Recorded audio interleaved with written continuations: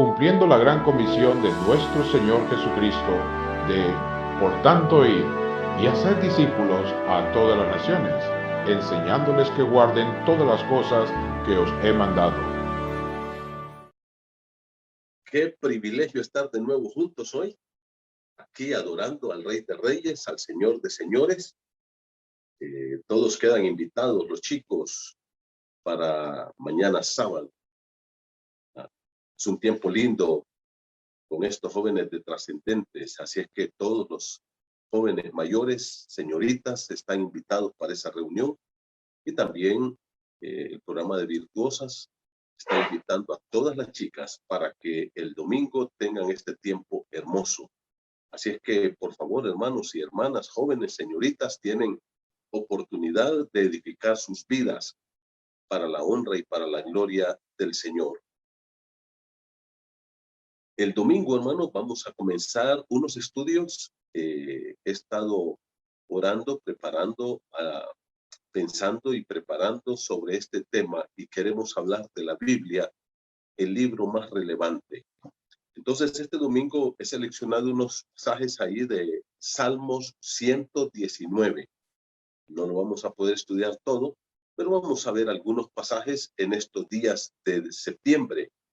Es el mes de la Biblia, o sea, septiembre, recuerden, es el mes de la patria, y hay que amar nuestra patria más que a cualquier otra patria del mundo, y no tenemos que compararla con nada.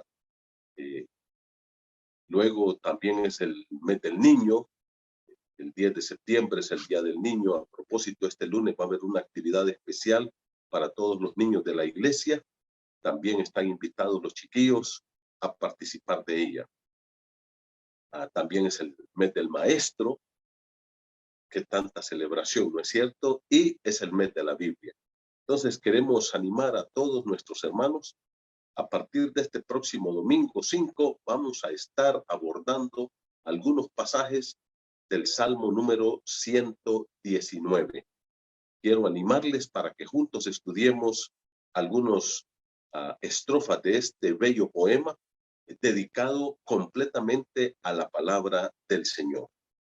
Hoy, hermanos, quiero abordar un tema que ya días el Señor ha estado trabajando en mi corazón sobre esto. Incluso estuve compartiéndolo con unos hermanos, hermano Jesús Anariba, con su amada esposa María, porque ellos han estado pasando por una prueba muy difícil, y si ellos están ahí, Chito y María, ánimo, el Señor es bueno y el Señor va a levantarles. Él es el Dios omnipotente, y por su gracia es que nosotros seguimos firmes. Pues estuve compartiendo este pasaje con ellos. Y ya día vengo reflexionando, pensando en este pasaje. Yo quiero animarles para que vayamos a Romanos 14. Vamos a estudiar este pasaje a la luz de todo lo que está ocurriendo en nuestro medio hoy. Hay muchos temores. Como yo les dije al principio, mirábamos este problema de el COVID lejos, allá por China, después ya más cerca, y luego más cerca, y luego ya llegó a Honduras, y a algunos oíamos que se murió fulano allá, que no conocíamos, pero luego empezaron a partir personas conocidas por nosotros. Y bueno, hemos tenido que llorar, algunos amigos, algunos pastores que han partido, que eran amigos entrañables de su servidor, hermanos queridos, que Dios los llevó ya para estar con él. Así es que cuando estamos pensando en esto, mis hermanos queridos, yo creo que este pasaje vale la pena que lo reflexionemos, y que tú hoy pidas al Señor que ilumine tu mente con este tema tan importante que trata el apóstol Pablo aquí en Romanos capítulo 14. Una de las cosas que a mí me gusta mucho de la Escritura es que nos habla con todo el amor de Dios, porque la Biblia es el corazón de Dios para nosotros. Es la palabra, Cristo es la palabra encarnada, y esta es la palabra escrita. Pero ellos son uno solo, porque el centro de la Biblia es Cristo. Cristo es el corazón de la Escritura, de toda la Biblia, del Antiguo y del Nuevo Testamento. Él es el tema en cada libro de la Escritura. Y el corazón de Dios se ve en este libro. Pero la Biblia, hermanos, nos habla con claridad de todos los temas del ser humano, de absolutamente todo lo que nosotros necesitamos saber. Y uno de nuestros problemas es que nosotros nos salimos de la Escritura y empezamos a pensar, a analizar que tal vez el mundo tiene razón en algunas cosas que dice. Es probable que el mundo no esté equivocado, es probable, y empezamos a desviarnos de la verdad de Dios. Acuérdense que esa es una estratagema del diablo. Hermanos, allá en Génesis, acuérdense lo que el diablo atacó. ¿Qué atacó? La palabra de Dios. ¿Qué puso en duda? La palabra de Dios. Con que Dios os ha dicho, esa fue la introducción de Satanás. ¿Y qué dice? Que no coman de todo árbol del huerto. No, le dijo Eva, de los árboles del huerto podemos comer, pero de este, Dios dijo que no comeremos. Y Eva ahí le añade y dice, ni le tocáramos. Eso no lo había dicho Dios. Ahora, Satanás le dice, no moriréis. Entonces, tergiversa y engaña, pero por otro lado, niega y contradice. Y eso sigue siendo una realidad ahora. Eso sigue siendo una realidad para ti y para mí, mi hermano. Hay dos filosofías y tú tienes que entenderlas. Corren paralelas y en ningún momento se tocan como dos líneas paralelas, que son dos líneas que van ahí, una al lado de la otra, pero no se tocan en ningún momento. La filosofía divina, sabiduría divina, la verdad divina, o la filosofía mundana, la mentira del diablo, y estas dos cosas van ahí, y una de las dos nosotros tenemos que decidir cuál vamos a creer. Como les digo, uno de nuestros problemas es que a veces nosotros venimos como, ¿será que el mundo tiene razón? ¿O será que es verdad lo que están diciendo por allá? Y empezamos a creer las mentiras del diablo. Y especialmente en esta cuestión de la vida y de la muerte. De la vida y de la muerte. Hoy, mi querida madre está cumpliendo 89 años. Y no lo digo esto para que lo celebren, porque para muchos de ustedes eso es intrascendente. Mi papá acaba de cumplir 92 años.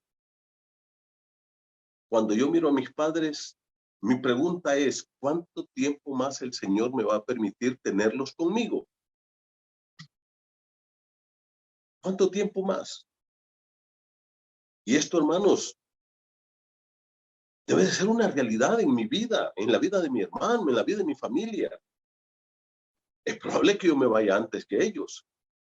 Eso no lo sabemos. Eso no lo sabemos. Probable que yo me vaya primero que ellos. Pero el punto aquí es, ¿cuál es mi actitud ante esto? Ante la vida y la muerte. Hermanos, ¿qué dice Dios de esto? ¿Tengo que vivir yo angustiado porque hay una pandemia, desesperado, afligido, que un día me llama mi hermano y me dice, Manuel, tengo COVID? Luego, hablando con él, le digo, bueno, tienes que ir a hacerte los exámenes y tienes que hacerte radiografías de tórax y cuidarte. Y luego, como unos 2 meses más adelante, me llama y me dice, Manuel, mi papá tiene COVID, nuestro padre tiene COVID. Ahora, ¿cuál va a ser mi actitud en ese momento? ¿Llorar, desesperarme, gritar, angustiar, correr? ¿Qué voy a hacer? ¿Qué voy a hacer? Hermanos, aquí es donde entra la palabra de Dios. Esto es lo que Dios dice. Y esto es lo que Dios quiere que usted y yo creamos. Yo quiero leer para ustedes estos versículos en Romanos capítulo 14. Antes de leer estos versículos, queridos hermanos, quiero decir algo rapidito sobre esta carta y la iglesia de Roma. Recuerden que Roma era la gran capital del Imperio Romano, donde estaba todo el centro político, el centro económico, de poder, de influencia y todo lo que ustedes puedan pensar. Ahora, ¿cuál es el punto de todo esto, mis queridos hermanos? Que hubo un emperador. Bueno, la iglesia de Roma no sabemos quién la fundó. En el libro de Hechos 2 dice que habían romanos ahí cuando el Espíritu Santo bajó a la iglesia y 3,000 se convirtieron. Dice que había romanos. Es muy probable que algunos de estos convertidos, ahí en Hechos 2, se fueron a Roma y allá comenzaron la iglesia. Eso es lo que los mejores intérpretes de la Biblia pueden decir. Ahora, esta iglesia en Roma estaba fundada o formada o conformada por judíos y por gentiles. Judíos y gentiles. Y ellos estaban conviviendo. Pero vino un emperador llamado Claudio y en el año 49 o a principios del año 50 después de Cristo, expulsó a todos los judíos de Roma. Los judíos tuvieron que irse. Y eso es lo que, por ejemplo, dice la palabra de Dios en Hechos capítulo 18, versículo 1 y 2. Dice que Pablo salió de Atenas y se fue a Corinto, estaba en su segundo viaje misionero, y estando en Corinto encontró, dice, a Priscila y Aquila recién venidos de Roma porque Claudio los había expulsado. Entonces Claudio dijo, no quiero a ningún judío viviendo aquí en Roma. Y los expulsó. Y los sacó de Roma a todos los judíos. Pero 5 años después, más o menos en el año 55, él mismo dijo, bueno, ya pueden regresar. Y los judíos empezaron a regresar a Roma. Claro, tenían sus propiedades, sus negocios, empresas, cualquier cosa. Y ellos entonces regresaron allá. Pero esto trajo un conflicto en la iglesia. Las preguntas eran, bueno, ¿la iglesia va a ser gentil o va a ser judía ahora? Y debemos practicar las cosas que hacíamos los judíos, las comidas, guardar los días, y empezó ese conflicto en la iglesia. Y entonces Pablo en el año 56 escribe esta carta, la carta a los romanos, que fue llevada por una hermana que era una sierva del Señor llamada Febe. Ahora, esta carta, Pablo lo que pretende es resolver ese conflicto. Y por eso Pablo a los dos pueblos, gentiles y judíos, los pone en la misma situación. Los primeros 3 capítulos, Romanos 1, 2 y 3, habla acerca de la condición del hombre sin Cristo. No importa si es judío, no importa si es griego, no importa si es gentil, no importa qué nacionalidad tenga, por cuanto todos pecaron y están destituidos de la gloria de Dios. Pero luego, en el capítulo, a finales del capítulo 3, capítulo 4, capítulo 5 y capítulo 6, Pablo habla de la justificación por medio de la fe, que nadie puede ser salvo a no ser que ponga toda su fe y su confianza en Cristo Jesús. Luego en el capítulo 9, 10 y 11 habla acerca de la justificación del pueblo judío, que también ellos fueron salvos y van a ser salvos por la fe. Que ellos fueron escogidos por Dios, Romanos capítulo 9, luego fueron sacados de ser el pueblo de Dios, Romanos capítulo 10, y luego la vindicación de este pueblo en Romanos capítulo 11, cuando Dios vuelva a tratar con esta nación. La iglesia no es de Israel, y eso queda bien claro en esos capítulos. Capítulo 9, 10 y 11. Luego el capítulo 12, que es una ampliación del capítulo 11, que nos habla de la vida que debemos de llevar nosotros los cristianos. 12 y 13. La justificación puesta en práctica. Y en el capítulo 14 y 15, mis hermanos, Pablo aborda el tema entonces de esa lucha, si se deben guardar, qué días se deben cuidar, qué días se deben guardar, se debe comer esto o lo otro, qué hacer o qué no hacer. Y es lo que nosotros llamamos la cuestión de las áreas grises. Y es ahí donde tenemos problemas, ¿no es cierto? Por ejemplo, hay áreas completamente negras, oscuras. Hay áreas completamente blancas. Les voy a explicar. Por ejemplo, cuando habla la Biblia de lo negro o hablamos de lo negro, estamos hablando de lo pecaminoso. Estamos hablando de todo lo sucio, de todo aquello que ofende a Dios y su santidad. Cuando hablamos de las cosas blancas, estamos hablando de todo lo que es santo, de todo lo que es limpio y puro y de aquello que le agrada a Dios. Rapidito, la fornicación es un área negra, el pecado sexual, cualquiera que sea, es un área negra, es un pecado, ofende la santidad de Dios, por tanto tenemos que quitar. La fidelidad matrimonial, la pureza sexual, es algo que le agrada a Dios, por tanto nosotros tenemos que practicarlo. Entonces tenemos claramente esas cosas y ahí no tenemos problema. La mentira es pecado. La verdad es lo que le agrada a Dios. Y ahí podemos mencionar todas las listas de pecados. Áreas negras, áreas blancas. Pero en medio hay unas áreas que la Biblia no es clara. Miren cómo comienza Romanos 14:1. Dice, recibid al débil en la fe, pero no para contender con él sobre opiniones. Esta es la palabra clave. ¿Cuál es la palabra clave, mi hermano? Opiniones. La Biblia me da a mí cierta libertad de opinar en algunos temas donde yo puedo tomar decisiones, donde tú puedes tomar decisiones. Y esas son las más difíciles. ¿Ah? Esas son las más difíciles. Y ahí entran muchos temas. Pero no quiero hablar de estos temas. A lo que quiero ir es al corazón de este asunto que el apóstol Pablo va a tocar.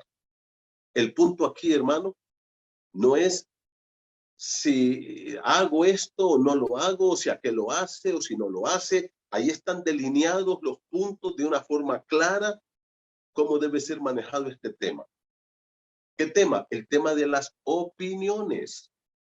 Dios me dice, tú puedes opinar, Manuel, sobre este tema. Tú puedes tomar tu decisión sobre este tema. Yo te dejo la libertad que tú lo hagas. Ahora, cuando el apóstol Pablo habla de esto, me gusta cuando él va a manejar este asunto, hermanos, cuando llega al corazón de este punto, en todo lo que nosotros somos y en todo lo que nosotros hacemos. Mírenlo conmigo, voy a leer para usted Romanos 14, 7, 8 y 9.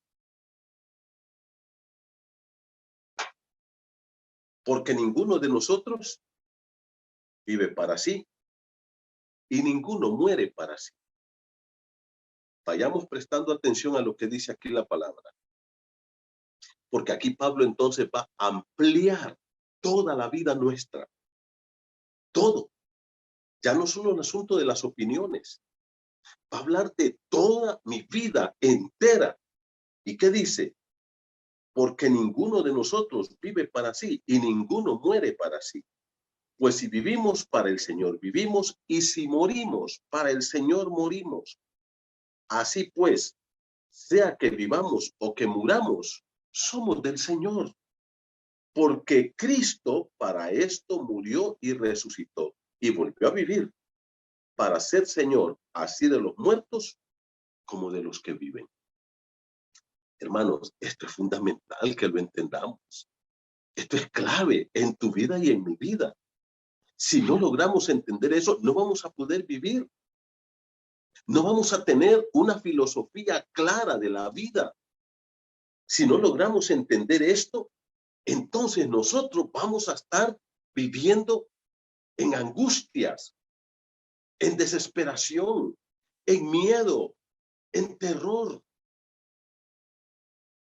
Y aquí voy a decir algunas cosas clave. Primero, debo entender que yo no vivo para agradarme a mí mismo.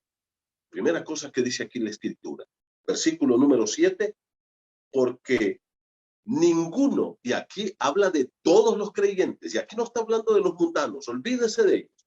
Ellos hacen lo que quieren y ellos viven para ellos y ellos hacen lo que les da la gana y ellos tienen sus filosofías, ellos tienen sus sistemas de vida. Usted olvídese de ellos. Aquí está hablando de los hijos de Dios. Aquí se le está hablando a la iglesia, a los que hemos conocido a Cristo como nuestro Salvador, que nuestra forma de pensar, de ver la vida, no es igual a como la está viendo el impío. Ellos están engañados por el diablo, pero yo ya no tengo que estar así. Y ahora, ¿qué dice la Escritura? Mire cómo dice. Primero, ¿qué les dije? Debo entender que yo no debo vivir para agradarme a mí mismo. Dice el versículo 7, porque ninguno de los hijos de Dios, ¿qué dice? Vive para sí y ninguno muere para sí. La Escritura, primero, me deja ver claro, de una forma contundente, que mi vida en esta vida no es para agradarme a mí. Ahora, cuando yo leo estas palabras, hermano, entonces lo que Dios trata es de ubicarme. Lo que me está diciendo es, Manuel, ubícate. Ubícate. Y mira cómo dice, ninguno de nosotros vive para sí. ¿Qué quiere decir esto? Lo que Dios está diciéndome a mí es, tú no fuiste creado por Dios y redimido por Él para estarte satisfaciendo a ti mismo en esta vida. Esto entonces, hermanos, tira por la borda y destruye completamente, primero, nuestro egoísmo. El andar buscando todo para mí. El querer vivir cómodamente, tener todo lo que quiero, entonces tira por la borda el materialismo, tira por la borda el hedonismo, esa búsqueda insaciable de la felicidad. La gente anda atrás de ser feliz a cualquier precio. No le importa el precio que se tenga que pagar. Pero la gente, incluso a mí me han dicho, creyentes, pastor, es que yo tengo que ser feliz. La pregunta es, ¿dónde dice eso? Dios nos llama a ser santos. Y en la medida que vayamos buscando la santidad de Dios, en esa medida vamos a ir también encontrando la felicidad. Pero la felicidad no es independiente de la santidad de Dios. No es independiente entonces de Dios. Tú y yo tenemos que entender que no estamos en este mundo para vivir satisfaciéndonos a nosotros mismos. Hay personas que son terriblemente egoístas, hedonistas, materialistas. Por ejemplo, este mundo está en caos porque es humanista. Los famosos derechos humanos. No, dice que todo el mundo tiene sus derechos. ¿Sabe cuál es el único derecho que yo tengo, hermano? ¿Ah? El derecho de irme al infierno, de ahí no tengo más derecho. No tengo más derechos. El hombre incluso ha tratado de quitar a Dios, a su palabra, de su vida, negando rotundamente en muchos casos la existencia de Dios. ¿Por qué? Porque el hombre no quiere sujetarse a ese Dios que pide adoración exclusiva, que mi vida se la rinda a Él. Yo no vivo para mí. Mis pensamientos, mis actitudes, mi comportamiento, mis propósitos, mis sueños, mis metas. Óigame, todo debe de ser para el Señor. Dice, nadie vive, ninguno de nosotros vive para sí. Y ninguno muere para sí. Segunda cosa, debo entender que la vida y la muerte le pertenecen al Señor. Yo, Manuel Puerto, no decidí nacer aquí un 15 de marzo de 1959. No soy tan viejo. ¿Ah? 15 de marzo de 1959. Yo no decidí nacer ese día. Dios me puso aquí ese día. Dios me dio la vida ese día. Y la vida que yo tengo es un regalo de Dios. Pero también la vida eterna es un regalo de Dios. Las dos vidas que yo tengo La vida física presente aquí hoy y la vida eterna son cosas que Dios me ha regalado. Debo entender entonces que así como Él es Señor para darme la vida aquí, también es Señor para llevarme. Es bonito, ¿no es cierto? Cuando decimos, mire que Dios me dio un hijo, qué lindo, cómo amo a Dios, mire, me sal... Ajá, pero cuando Dios me lo lleva, está igualmente lindo Dios. Es igualmente precioso Dios. O Dios solamente es Señor para darme ese hijo, pero no es Señor para llevárselo. ¿Te das cuenta? ¿Ah? ¿Te das cuenta, mi hermano? Cuando nuestros hijos vienen, Dios es lindo. Cuando llegan a nuestra vida, qué precioso. Y nos postramos y adoramos y cantamos y exaltamos su nombre. Ah, pero cuando se lo lleva, ¿hacemos lo mismo?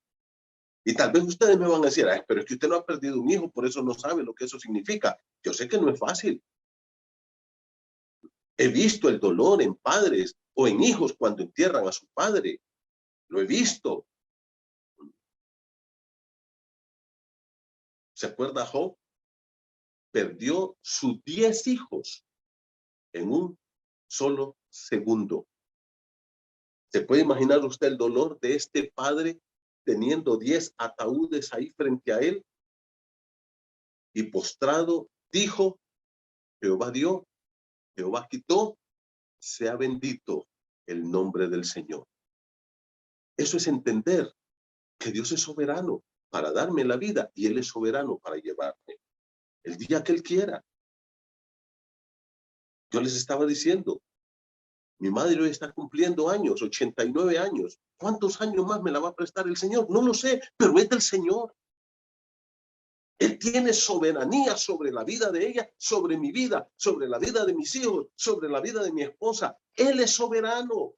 Yo no puedo obligar a Dios, porque así como Él es soberano para darme la vida y hacerme nacer en esta tierra, también es soberano para llevarme un día. Dice la palabra de Dios, y mira cómo lo dice en el versículo 7. ¿Qué dice? Pues si vivimos, para el Señor vivimos. Bueno, el versículo 7 al final dice, ninguno de nosotros vive para sí y ninguno muere para sí. Si vivimos, para el Señor vivimos, y si morimos, para el Señor morimos. ¿Te das cuenta? Hermanos, las preguntas existenciales, ya saben cuáles son esas preguntas. ¿Quiénes somos nosotros aquí? ¿Qué hacemos aquí? ¿De dónde venimos? ¿Para dónde vamos? ¿Hay vida después de la muerte? ¿Tiene razón la existencia humana? Solo tienen respuesta en Dios. Si tú te sales de Dios, vas a llegar a lo que dijo, por ejemplo, Jean-Paul Sartre, aquel gran filósofo francés. Escribió un libro llamado La náusea. ¿Y sabes cuál es la teoría de Sartre? Todo da ganas de vomitar en esta vida. Todo es asco. Y sabes, este gran filósofo se terminó suicidando porque no le encontró sentido a la vida. ¿Por qué? Porque no lo buscó donde tenía que buscarlo, en Dios, en su palabra. Debo entender que la vida y la muerte le pertenecen al Señor. Hermanos, yo no puedo determinar mi vida, ni la vida de mi esposa, ni de mi padre, ni de mi madre, ni de mis hijos, ni de mis nietos. No puedo hacerlo. Cada uno de nosotros debe entender que Dios es soberano. En tercer lugar, debo entender que mi propósito en esta tierra no es vivir muchos años, es glorificar a Dios en la vida y en la muerte. Que Dios debe ser exaltado. No importa lo que pase, Dios debe de ser glorificado cada día de mi vida. Mire lo que dice el versículo 8. Si vivimos, ¿qué dice? Para el Señor vivimos. Ya dijo que nadie debe vivir para sí. Ahora, ¿qué dice? los años que Dios nos va a dar aquí, que sean para el Señor. Y si morimos, entonces nos vamos con Él. ¿Qué perdemos? Nada. Absolutamente nada. Lo único que nosotros vamos a cambiar de residencia. Yo ya no voy a vivir aquí en esta casa, sino en la casa que el Señor Jesucristo me preparó, allá en la casa del Padre, que es el cielo. Pero yo voy a seguir vivo. ¿Y qué dice? Debo entender entonces que yo debo de vivir para gloria de Dios y morir para gloria de Dios también. Yo le he preguntado a algunas personas, porque me dicen, yo quisiera vivir 80, 90, 100 años. La pregunta es, ¿para qué? ¿Para qué? ¿Para hacer más dinero? No, dice gente, es que yo quiero ver mis nietos crecer. Tus nietos van a crecer, ¿los mires o no los mires? Eso no es propósito para vivir. No, dice que quiero tener un título universitario. Ese es un propósito para vivir. Y no estoy diciendo que eso sea malo. Lo que estoy diciendo es vivir para eso. Eso no puede ser. Cuando tú pierdes el principal propósito de tu vida, que es glorificar a Dios, entonces tu vida se va a volver una miseria en esta tierra. El apóstol Pablo dice, pues si vivimos, para el Señor vivimos. Y la palabra Señor aquí es curios, para el amo, para el que merece obediencia, para el rey. Eso quiere decir la palabra curios. Es aquel que merece que yo viva para él. Merece mi obediencia, merece mi lealtad, merece mi fidelidad, merece mi proclamación, merece mi exaltación. Para eso debo vivir yo. El apóstol Pablo, al final del libro de Hechos, ustedes recuerdan que termina el libro de Hechos diciendo que él queda preso en Roma por 2 años. En esa prisión de 2 años en Roma, Pablo escribió 4 cartas. La carta a los Efesios, la carta a los Filipenses, la carta a los Colosenses y la carta a Filemón. 4 cartas. Él estaba preso y él tenía que enfrentarse al emperador romano, que en ese tiempo era Nerón, un hombre que era un déspota, era esquizofrénico, bueno, todo lo malo que ustedes puedan pensar. Y Pablo escribe la carta a los Efesios, a los Filipenses, y escucha tú lo que dice. Lea conmigo Filipenses capítulo 1, porque yo creo que aquí Pablo nos debe de dar una lección esta noche de esa perspectiva que tú y yo tenemos que tener, hermano. Mira cómo dice, la palabra de Dios dice, Filipenses 1:19, porque sé que por vuestra oración y la suministración, la palabra suministración aquí quiere decir la ayuda del Espíritu de Jesucristo, esto resultará en mi liberación. Pablo dice, yo tengo esperanza de que voy a salir libre de este problema. Él está preso, esperando un juicio ante el emperador romano. Y mira cómo dice el 20, conforme a mi anhelo y esperanza de que en nada seré avergonzado. Antes bien, en vez de ser avergonzado, mira esto que dice Pablo aquí, subráyalo y que sea el propósito de nuestra vida acá. Dice, ahora, antes bien, con toda confianza, como siempre, ¿te das cuenta? Subraya, como siempre. Ahora también, Cristo será magnificado en mi cuerpo o por vida o por muerte. Pablo dice, mira, como siempre ha ocurrido en mi vida, ahora también Cristo va a ser exaltado, glorificado, magnificado en mi cuerpo, sea que viva o sea que muera, sea que el emperador me dé vida o sea que me condene a la muerte. Mi propósito es glorificar a Cristo. Y aquí lo dice más claro en el versículo 21, que es fácil decirlo, pero muy difícil vivirlo. Que dice, porque para mí el vivir es Cristo. Hermano, escucha lo que dice Pablo acá. El vivir es Cristo y el morir, ¿qué dice? El morir es ganancia. Es lo que Pablo dice en Romanos 14:8. Si vivimos, para él vivimos. Y si morimos, pues para él morimos. Para mí, dice Pablo, el vivir es Cristo Y si muero, eso es ganancia, porque me voy con Cristo y Él será glorificado, aunque yo viva o que yo muera. Ese es el propósito de la vida. Y Pablo lo sigue diciendo ahí, y dice, quedar aquí es beneficioso para la obra, para que Cristo siga siendo predicado. Pablo está diciendo, yo quiero salir vivo, y yo no quiero morir, hermanos, porque quiero comprar un barco, porque quiero tener una casa, porque quiero tener otros títulos, porque quiero tener más dinero, porque quiero casarme, porque... No, Pablo dice, yo quiero vivir por la causa de Cristo, para predicar a Cristo, para que Cristo siga siendo exaltado, conocido por las personas. Ese es nuestro propósito. Y por eso Pablo dice, para mí el vivir es Cristo. Mira lo que dice. Pablo no dice, el vivir es predicar a Cristo, el vivir es cantarle a Cristo, el vivir es ir a la iglesia de Cristo. Eso no dice. Dice, el vivir es Cristo. Cristo es la esencia de mi existencia en esta tierra. Eso es lo que él está diciendo. Yo estoy en Cristo como el pez en el agua. No puedo estar fuera de él. Y por eso yo respiro.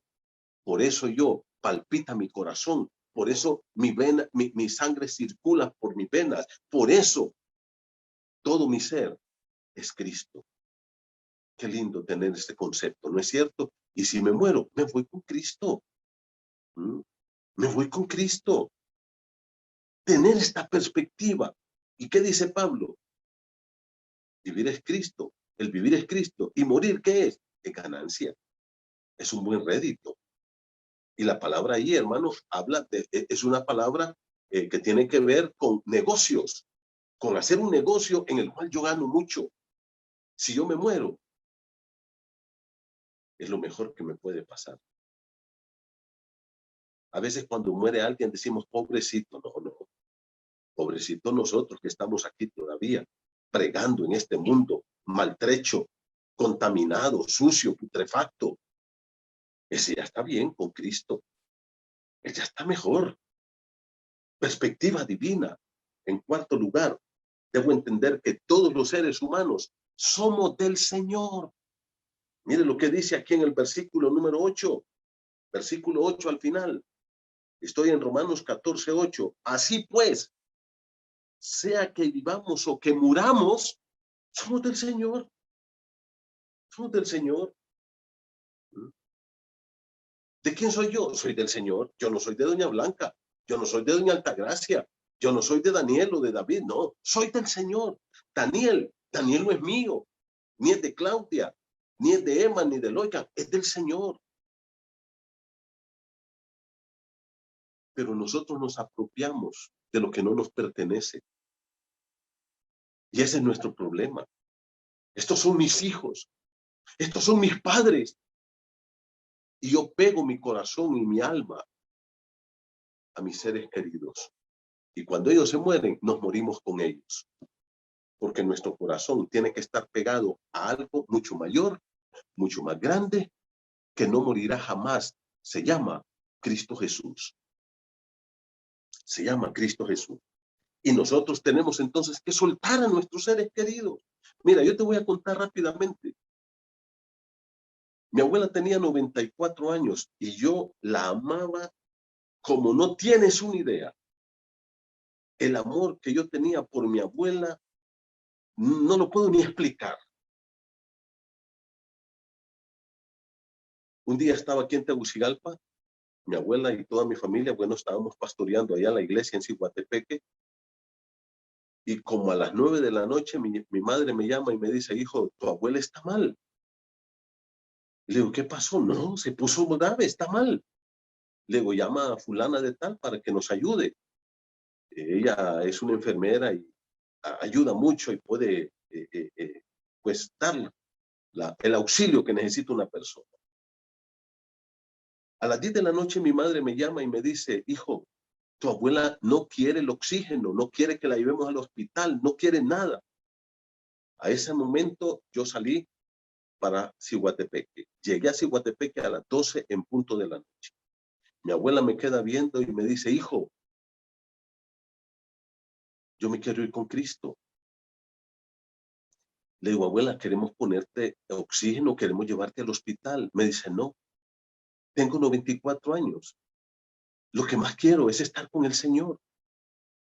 Y en ese momento yo entendí que mi abuela quería irse con el Señor. Le digo, tomémonos de la mano, nos arrodillamos ahí. Mi abuela sentada en la cama y todos arrodillados alrededor. Y le dije al Señor, Señor, Jehová dio y Jehová quitó. Tú salvaste a mi abuela y ella te pertenece a ti. Con todo mi amor te la entrego. Es tuya. La puse en las manos del Señor. Amén. Vamos a esperar aquí. A las 5 de la mañana cayó en coma. A las 10 de la mañana ella murió. ¿Me dolió? Claro que me dolió. Pero es del Señor. Algún día voy a estar con ella en la eternidad. Tengo que soltar a mis seres queridos.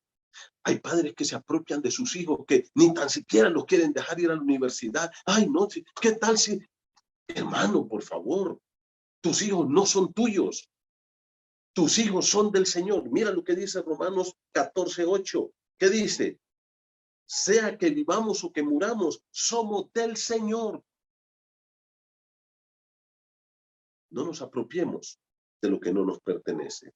Y por último, debo entender que Cristo pagó y a Él le pertenece todos los hijos de Dios. Versículo número 9. Porque Cristo para esto murió y resucitó. Y volvió a vivir para ser Señor, así de los muertos como de los que viven. ¿Qué dice? Cristo murió y resucitó. Él es el Rey, Él hizo la obra, a Él le pertenece todo. Entendamos que lo más lindo es conocer a Cristo. Y cuando alguien tiene a Cristo, está preparado para la eternidad. Está preparado para la vida y está preparado para la muerte. Por tanto, vivamos para la gloria del Señor. Dejemos los temores, dejemos la angustia, dejemos el miedo, pero sobre todo, mi hermano, dejemos que nuestros hijos, nuestros padres, nuestros hermanos, nuestra familia vivan para el Señor. Entreguémoselos al Señor. Glorifiquemos su nombre en esta vida. Glorifiquémoslo en la eternidad. Y entendamos que Cristo ya pagó nuestro precio. Yo soy del Señor. Mi padre es del Señor. Mi madre es del Señor. Mi esposita querida es del Señor. Mis hijos son del Señor. Nada es mío acá. Termino con lo que dice el salmista en el Salmo 63 y en el Salmo 73. Me fascinan esos dos salmos. Solo los leo para concluir.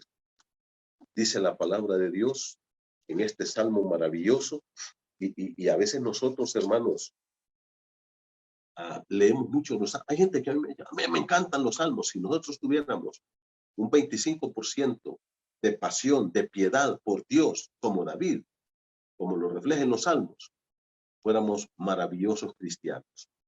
Los salmos están aquí para enseñarnos cómo nosotros debemos vivir. Dice el Salmo 63, Dios, Dios mío eres tú. De madrugada te buscaré. ¿Qué dice el salmista? Tú eres mi Dios. Yo te pertenezco a ti. Nada más. Versículo 8 dice, mi alma está apegada a ti. No pegues tu alma ni al dinero, ni a tus cosas materiales, ni a tu título, ni a tu apellido, ni a tu esposo, ni a tu esposa. Hay mujeres que creen que si les muere el marido, se mueren ellas. Que no pueden. No, hermana. Dios nunca se va a morir. Mi alma está apegada a ti. ¿A dónde debes pegar tu alma? Pégala a Dios. Pégala a Dios. Y el Salmo 73 concluye el salmista diciendo en el versículo 25, ¿a quién tengo yo en los cielos sino a ti? Y fuera de ti, nada deseo en esta tierra. Vamos a orar. Padre, perdónanos porque a veces tenemos unas perspectivas demasiado mundanas, influenciados, Padre, por el enemigo, por una filosofía diabólica, satánica. Y es cierto que amamos a nuestros seres queridos, Señor. Amamos las cosas que tenemos. Pero lo más importante en nuestra vida eres tú. Todo en esta vida es pasajero, Señor, incluyéndonos a nosotros mismos. Enséñanos a tener esta perspectiva de tu santa palabra y a pegar nuestra alma a ti. Tú eres lo único seguro, tú eres lo único eterno, tú eres lo único que vale la pena. Todo lo demás es temporal y es pasajero, Señor. Consuélanos y ayúdanos a entender estas verdades. Danos fortaleza para vivir a la luz de ellas. Y que cada día glorifiquemos a Cristo. Que ese sea el propósito de nuestra vida aquí. Vivir para honra y la gloria de su nombre. Padre, y que el día que partamos de este mundo y cerremos nuestros ojos aquí, entendamos que es mucho mejor partir y estar con Cristo. Que es la mejor ganancia que podemos obtener. Verte cara a cara y estar contigo en la eternidad. Para eso moriste y para eso viviste de nuevo. Para darnos vida y para darnos la seguridad eterna de nuestra salvación. Gracias, Dios, porque en Cristo sí estamos seguros. Bendice tu pueblo y que podamos madurar y crecer en el nombre de Jesús. Amén. Dios los bendiga, hermanos.